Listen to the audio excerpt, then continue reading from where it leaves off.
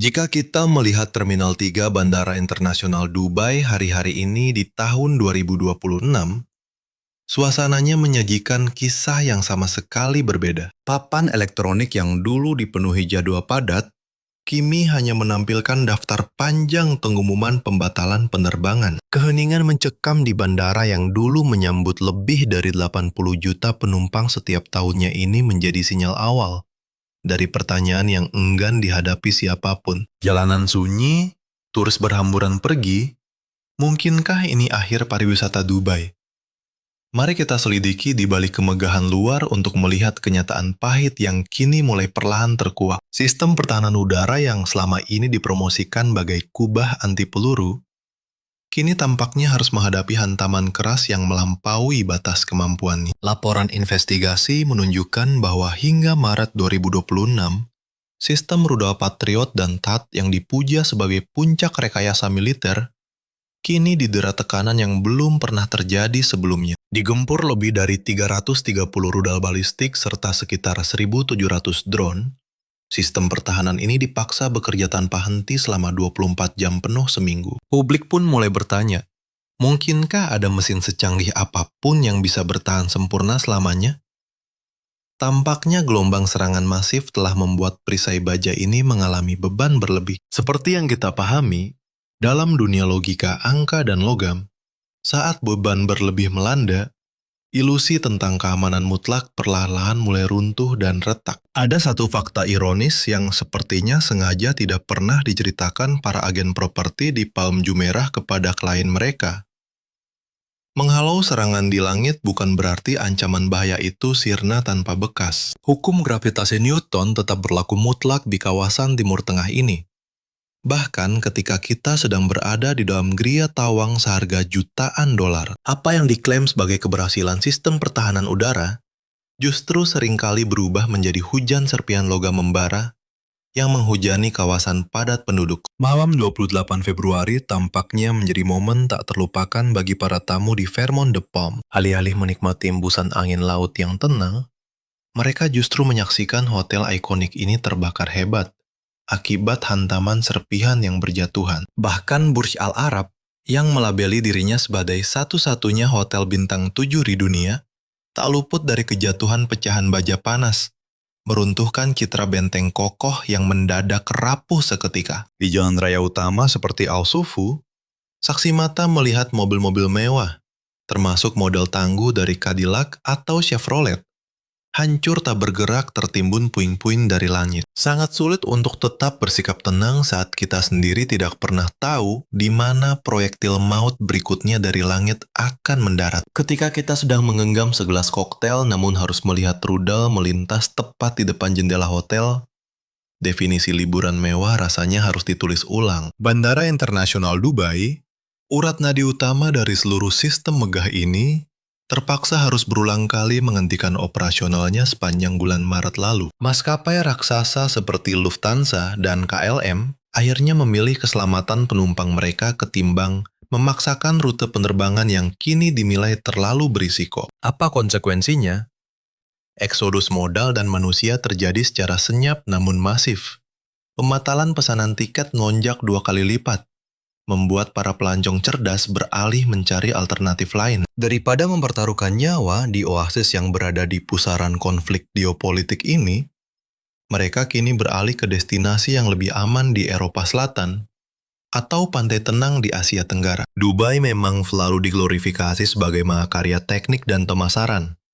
Namun tampaknya di tahun 2026 ini, mata dunia mulai terbuka lebar melihat kenyataannya. Seberapa tebal pun lapisan emas yang menyelimuti kota ini, fakta tak bisa bohong bahwa ia berdiri di atas salah satu wilayah paling rentan konflik di bumi. Jika kita pernah menelusuri kawasan Dubai Marina, kita pasti terpukau melihat deretan gedung pencakar langit yang berkilauan bagaikan belati perak raksasa yang menusuk angkasa. Para agen properti kerap meyakinkan pembeli bahwa panel kaca tempered buatan produsen ternama seperti Corning atau Saint-Gobain mustahil untuk bisa pecah. Namun, di balik itu ada sebuah fakta ilmiah yang membuat para ahli teknik sipil tersenyum penuh keraguan. Kaca-kaca itu dirancang khusus untuk menahan badai pasir dan suhu gurun ekstrim. bukan guncangan dari zona perang. Walau kaca tempered jauh lebih kuat dibanding kaca biasa, sifat dasarnya tetaplah rapuh. Saat dihantam energi yang melampaui batas toleransinya akibat serangan belakangan ini, kaca tersebut tidak sekedar retak, melainkan hancur lebur menjadi ribuan serpihan tajam yang mematikan. Keputusan arsitektur yang terlalu mengagungkan kaca demi memamerkan kemewahan, kini berbalik menjadi kesalahan fatal. Begitu perisai pelindung udara di atasnya gagal berfungsi. Bayangkan jika penghalauan rudal terjadi tepat di atas Burj Khalifa. Kita tahu bahwa gelombang kejut ledakan besar tidak butuh benturan langsung untuk bisa merusak sebuah struktur bangunan. Daya dorong dari tekanan udara yang bergerak melebihi kecepatan suara itu akan langsung menghantam lebih dari 26.000 panel kaca di gedung tertinggi dunia tersebut. Seperti yang sudah dipelajari, saat struktur beton dan baja memuai akibat tekanan ledakan dahsyat, panel kaca kaku yang tidak memiliki kelenturan akan pecah dengan sendirinya. Disinilah kemewahan itu berubah menjadi mimpi buruk mengerikan. Serpihan kaca kecil yang jatuh bebas dari ketinggian 800 meter bisa melesat dengan kecepatan dan energi kinetik setara peluru panas.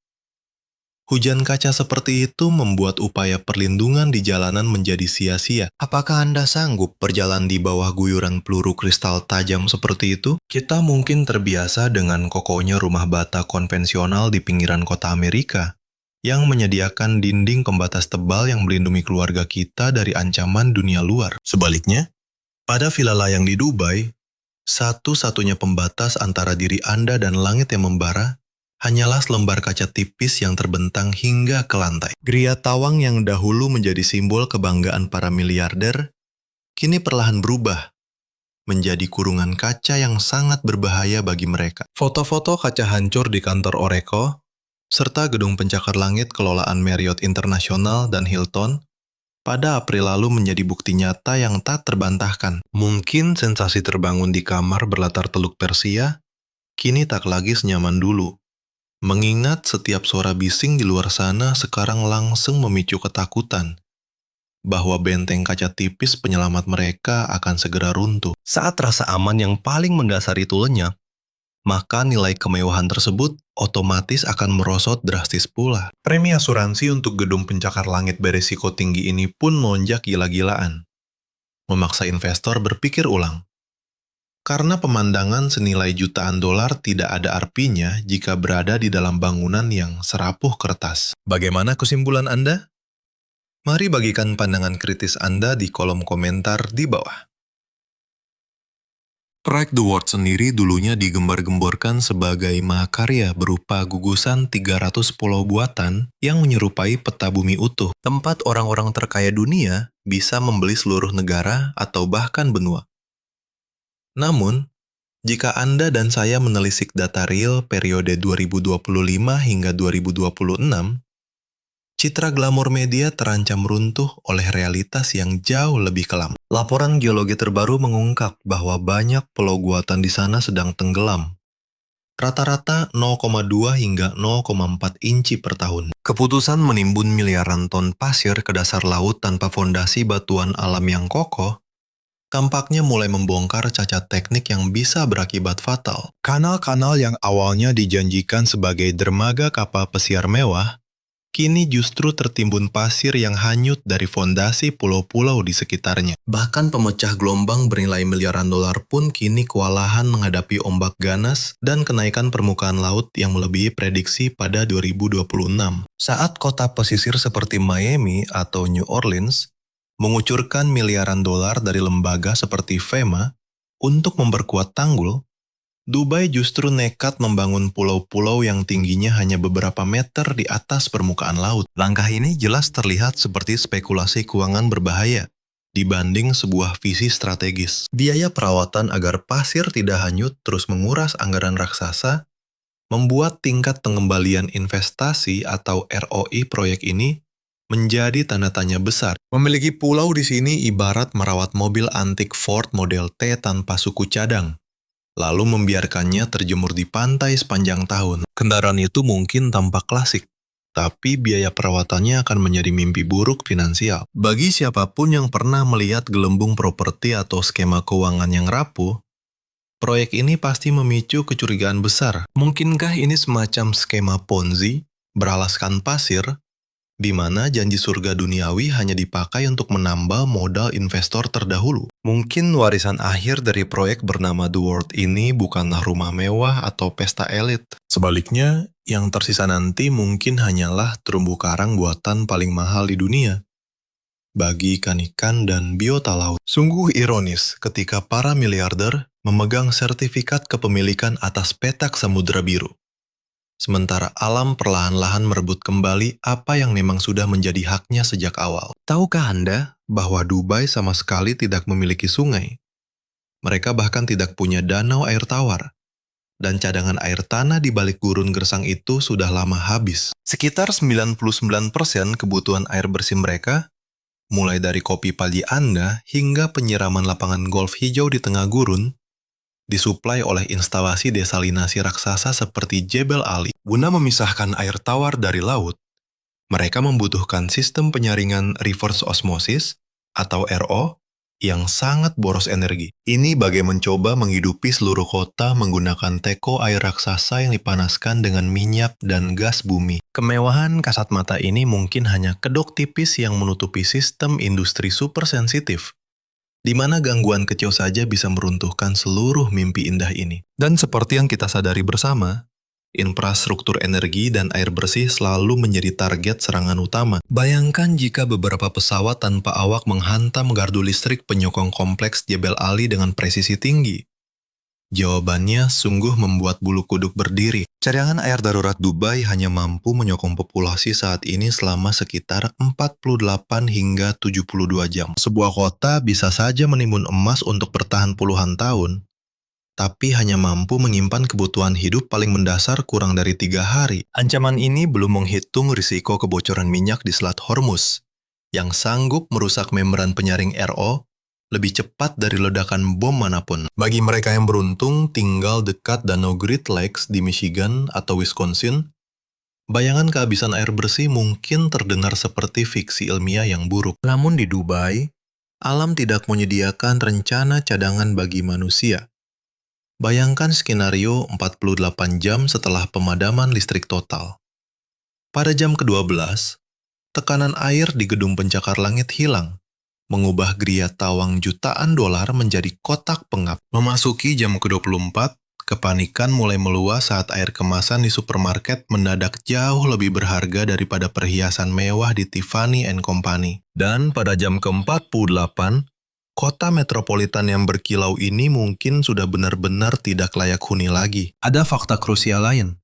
Sekitar 90% pasokan pangan Dubai berasal dari impor. Gurun gersang itu mengizinkan pencakar langit menjulang, namun tetap menolak menumbuhkan gandum atau sayuran bagi jutaan warganya. Mulai dari apel segar hingga daging steak untuk makan malam, Anda harus menempuh perjalanan ribuan mil demi sampai di meja makan. Di balik iklan tentang lobster hidup yang diterbangkan jet pribadi dari Maine, atau makanan laut premium utara, kenyataannya begini. Kota ini tak akan sanggup memberi makan rakyatnya bahkan untuk seminggu jika pelabuhan seperti Port Rashid berhenti beroperasi. Tingkat ketergantungan logistik yang ekstrim ini sangat mengkhawatirkan. Dan setiap pengusaha atau petani pasti paham betapa rapuhnya rantai pasokan seperti ini. Sistem distribusi cepat atau just in time, yang sempat menjadi kebanggaan ekonomi modern, di masa konflik justru bisa berubah menjadi barisan kartu domino yang siap runtuh seketika. Begitu Selat Hormuz memanas akibat ketegangan militer, perusahaan asuransi maritim besar seperti Lloyd's of London dipastikan enggan menjamin kapal-kapal kontainer yang melintas. Premi risiko perang akan lonjak tinggi, mengubah pengiriman bahan pangan biasa menjadi investasi bernilai mewah. Tak hanya jalur laut, koridor udara pun terancam lumpuh total dalam sekejap. Saat wilayah udara ditutup, rak-rak di supermarket kelas atas, tempat Anda biasa membeli produk organik mirip di Whole Foods Market, bisa mendadak kosong melompong tanpa sisa. Anda mungkin punya miliaran dolar di rekening bank, Namun uang tidak bisa diubah menjadi makanan jika kapal kargo dan pesawat pengangkut tertahan di luar perbatasan. Sanggupkah lapisan emas tipis pada steak seharga jutaan dolar mengenyangkan perut Anda saat bahan pokok seperti susu, telur, atau roti mendadak langka? Di Amerika, apapun kendalanya, lahan tani di Iowa atau Kansas tetap menjadi tulang punggung kokoh. Namun di Dubai, kelangkaan bisa melonjakkan harga pangan pokok 10 hingga 20 kali lipat. Memaksa makan siang sederhana berubah menjadi kemewahan eksklusif yang hanya bisa dinikmati segelintir kaum maha kaya. Ini adalah fakta krusial yang harus kita ulik bersama. Dari seluruh populasi di Dubai, hanya sekitar 10% yang merupakan warga lokal. Sisanya, 90% lainnya, adalah tenaga kerja tak kasat mata dari berbagai penjuru dunia. Mulai dari insinyur pengoperasi sistem penyaringan air yang rumit, hingga staf pelayanan di jaringan hotel seperti Marriott International atau Hyatt, mayoritas dari mereka adalah warga asing. Jika kita bedah, Dubai itu seperti Rolls-Royce mengilap tanpa pemilik yang tahu cara membuka kap mesinnya. Seluruh kemewahan kota ini murni bergantung pada keringat pekerja migran asal India, Pakistan, dan para ahli barat. Sistem tanpa ikatan batin antara pekerja dan tanah tempat mereka berpijak, seperti yang kami temukan di sini, tak ubahnya istana kartu yang rapuh. Satu embusan angin kencang saja bisa meruntuhkannya. Pada April 2026, saat kedutaan merilis peringatan bahaya level merah, para pekerja tak terlihat ini mulai mengambil keputusan krusial. Bagi pekerja ekspatriat, gaji selangit atau mimpi kemewahan seketika sirna begitu sirennya serangan udara pertama kali meraung memecah kesunyian. Pertanyaannya, ketika para montir dan teknisi angkat kaki, siapa yang akan menjaga Eiichi raksasa tetap menyala? Tanpa itu, gedung-gedung akan berubah menjadi oven raksasa di bawah sengatan panas 120 derajat.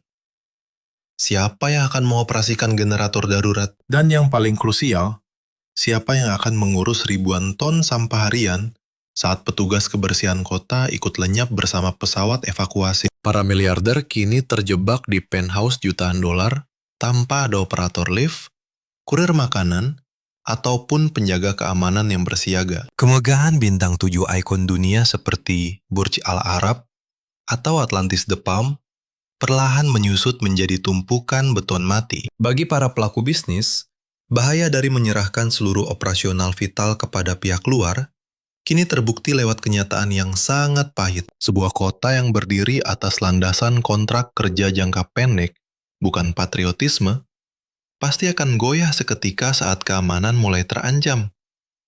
Setelah eksodus massal ini, mampukah Dubai bangkit kembali? Atau ia hanya akan menjadi bab peringatan dalam buku ekonomi tentang kegagalan model ketenaga kerjaan? Mari kita sadari, kekuatan nyata sebuah kota ada di tangan mereka yang menganggapnya rumah. Ada 80.000 pembatalan hotel di pekan pertama krisis Februari 2026. Data ini bukan sekedar statistik kerugian finansial belaka.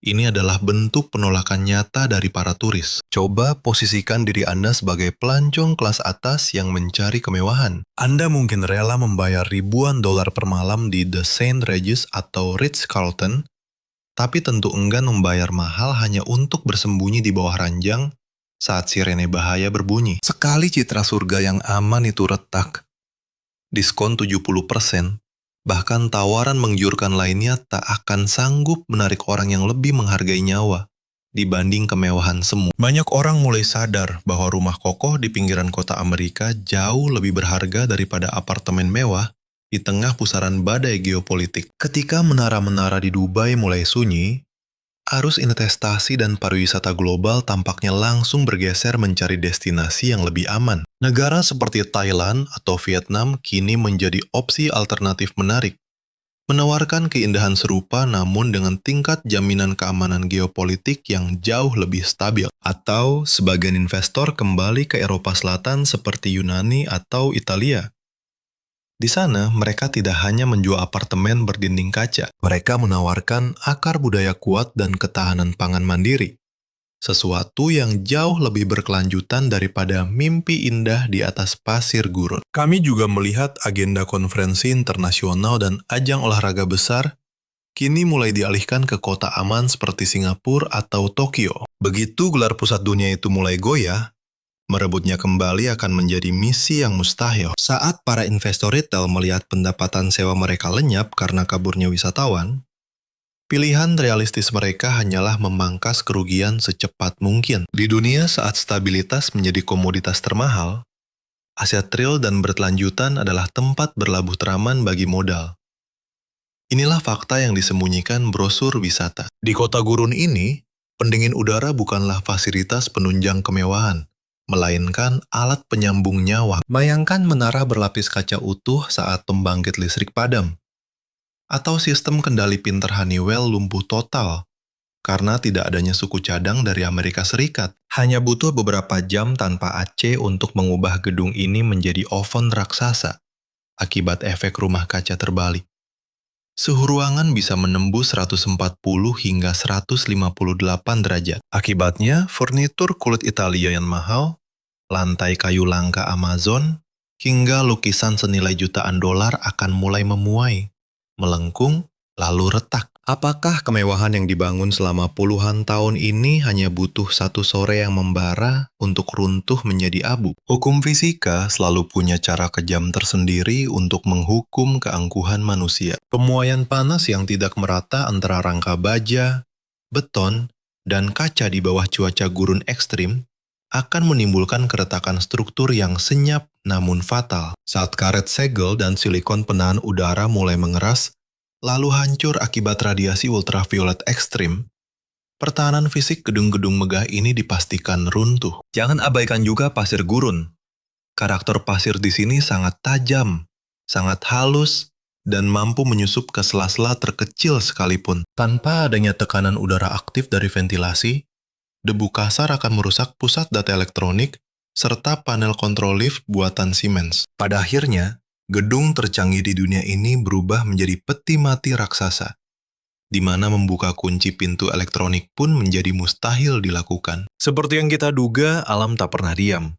Tanpa pemeliharaan berkala, jalanan megah Sheikh Zayed Road akan tertimbun bukit pasir gurun, melahirkan pemandangan layaknya Pompei modern yang jauh lebih panas dan menyesakan. Ikon dunia seperti Burj Khalifa mungkin tetap kokoh berdiri, namun bukan lagi sebagai keajaiban, melainkan sebagai bangkai baja dan kaca kosong. Monumen bisu dari era keserakahan manusia, yang sempat percaya bahwa tumpukan uang bisa mendikte hukum alam semesta yang mutlak. Sungguh ironis jika membandingkannya dengan bangunan batu kuno di Amerika atau Eropa, yang bertahan berabad-abad tanpa memerlukan colokan listrik untuk tetap hidup. Ketika para pengelola terakhir pergi, mereka tidak hanya meninggalkan tumpukan semen keras, mereka meninggalkan mimpi yang hancur. 100 tahun ke depan, akankah anak cucu memandang reruntuhan ini sebagai puncak kecerdasan manusia?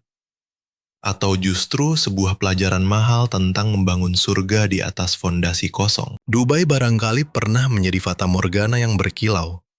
Namun ketika kegelapan malam datang dan listrik padam sepenuhnya, rapuhnya kebenaran tak lagi bisa disembunyikan. Terkadang, kesombongan harus dibayar mahal dengan kesunyian abadi jasad yang terkubur di bawah pasir. Kehancuran industri pariwisata Dubai, jika benar-benar terjadi seperti yang sedang kita selidiki di tahun 2026 ini, bukan karena kota ini kehabisan uang. Kota ini terancam runtuh karena fakta tentang kerapuhannya kini telah terbongkar sepenuhnya ke hadapan dunia. Saat keyakinan akan oasis yang aman itu hancur, yang tersisa hanyalah sistem infrastruktur tanpa rencana cadangan yang nyata. Apakah Anda akan memilih apartemen mewah dan rapuh di gurun? Atau rumah kokoh mandiri energi di tanah air sendiri jika krisis global melanda esok hari? Mari kita diskusikan jawaban Anda di bawah.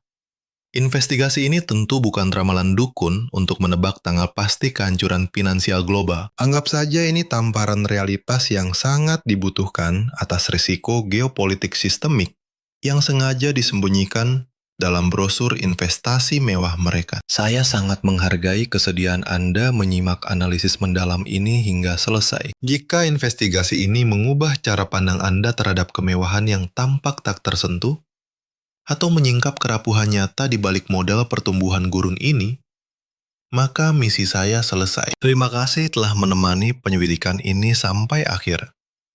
Jika analisis kita hari ini mengubah sudut pandang Anda tentang penerbangan global yang tampak megah, namun rapuh karena hanya mengejar gengsi, Anda tahu harus berbuat apa. Sampai jumpa di laporan investigasi berikutnya.